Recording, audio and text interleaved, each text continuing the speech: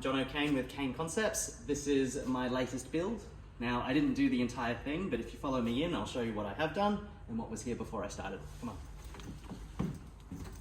on. When I first picked up this van, the cabinets here were already in place, the fridge was, this bench was here, and also the bed frame. Now, the clients wanted me to fix things up, so I didn't do that one. That was what the client did. Lovely work, it looks great. I did the cabinets all along the top here. I've done the roof lining, I rewired a bunch of stuff, and this little contraption here, or this little duvelaki, is used to cover up where the air conditioning unit is. The clients wanted to keep it in place, but I just had to cover it up, so I wanted to use my unique touch on it by illuminating it, and it looks pretty good.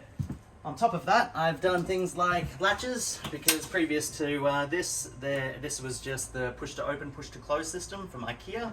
Unfortunately, that's not so good in a moving van because all these would open up. So with these latches, it's much better. Also built this cabinet underneath. That opens up, just like that.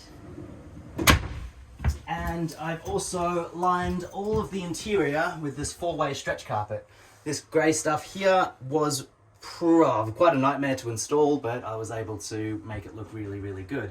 On top of that, there's also some little shelves on the sides of the upper cabinets here, and these cabinets, when they open up, they hold themselves, which is great. On top of that, if we make our way back, we have a toilet mounted underneath here. Move it this way. So you can use the toilet just like this.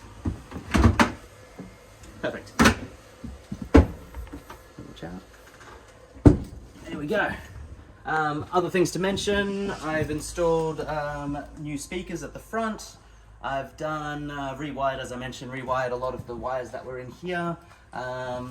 Including little lamp there.